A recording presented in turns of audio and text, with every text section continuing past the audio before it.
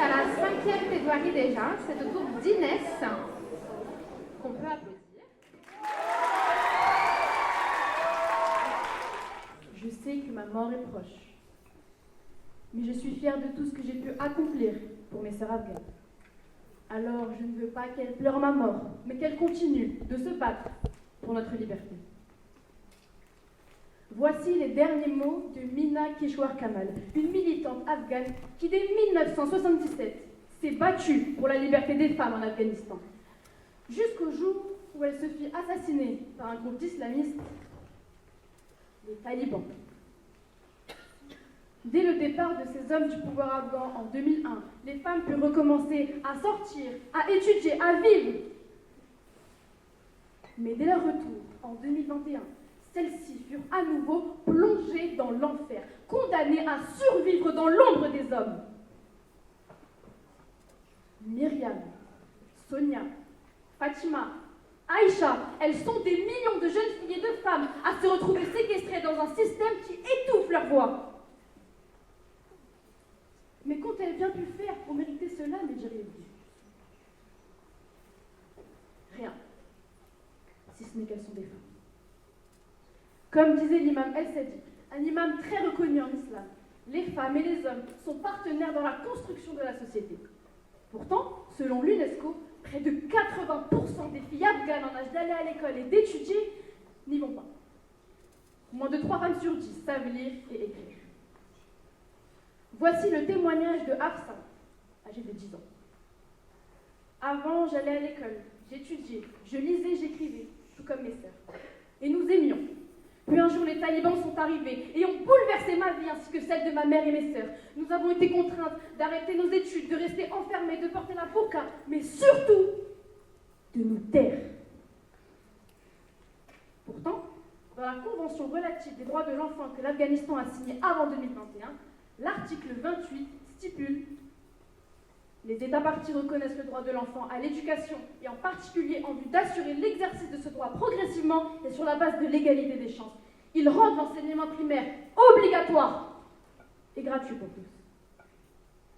Mais mesdames, messieurs, réalisez-vous, parce que ce sont de jeunes filles et non de jeunes garçons, elles n'ont pas accès à l'éducation.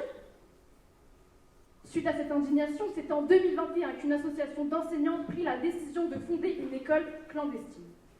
Les cours ont lieu dans des caves délabrées, sinon dans des salles de classe, afin de ne pas être repérés ou dénoncés. Tamana, une des professeurs fondatrices, déclare: j'espère que toutes les filles d'Afghanistan pourront un jour étudier sans se cacher. Voir leur motivation à apprendre me brise le cœur, mais me motive aussi à continuer mon combat qui est la vie. L'éducation n'est pas un délit. Pourtant, un extrait de l'article 10 de la CEDAW stipule: les États parties prennent toutes les mesures appropriées pour éliminer la discrimination à l'égard des femmes, afin de leur assurer des droits égaux à ceux des hommes, en ce qui concerne l'éducation, et en particulier sur la base de l'égalité de l'homme et de la femme, les mêmes conditions d'orientation professionnelle. Par ailleurs, il existe en réalité des milliers d'organisations clandestines qui, dans l'ombre, offrent une lueur d'espoir à ces femmes, comme des instituts de beauté, des salons de coiffure. Autant de refuges où elles tentent simplement de vivre, d'exister. Mais mesdames et messieurs, imaginez une seconde que ces femmes soient découvertes. Elles risqueraient d'être arrêtées, ou même pire, de mourir. Quel courage inouï! Elles bravent le danger, elles défient la peur, au nom de leur liberté. Entendez-vous, mesdames et messieurs? Leur liberté, car en réalité, les lois récentes ne concernent pas que l'éducation, mais tous les aspects un à un de leur vie. Comme l'interdiction proclamée en août 2024 de parler d'espace public. Saviez-vous qu'en 2022, 95%, oui, 95% des suicides afghans représentent ceux de femmes? Mais alors, que fait-on de l'article 3 de la DUDH? Tout individu a droit à la vie, à la liberté et à la sûreté de sa personne, car oui, mesdames et messieurs, les talibans sont loin de vouloir le bien des femmes ou de respecter leur religion comme ils le prétendent, car les lois sont normalement faites pour respecter et protéger la population, et non la priver de ses droits fondamentaux. Mais ne restons pas inactifs face à cet apartheid de genre. Des organisations telles que l'UNESCO, l'ONU ou l'UNICEF organisent des événements pour ces filles, comme des cours d'alphabétisation disponibles dès l'âge de 7 ans pour leur apprendre à lire ou à écrire, de parler réel dans des articles, dans des livres comme Afghan, moi, pour faire connaître leur histoire. Ou nous, mesdames et messieurs, adhérons à des organismes afin de financer l'achat de livres ou de manuels scolaires pour ces filles, car oui, toutes ces organisations ont un but précis et commun: faire entendre le cri des femmes sans voix. Mais honnêtement, réalisez-vous, ces hommes interprètent de manière patriarcale l'islam pour réduire les femmes à des objets. Être une femme en Afghanistan, c'est être dirigée, surveillée, privée de quelque chose que l'on appelle la vie. Certains oseront critiquer et rabaisser les femmes musulmanes.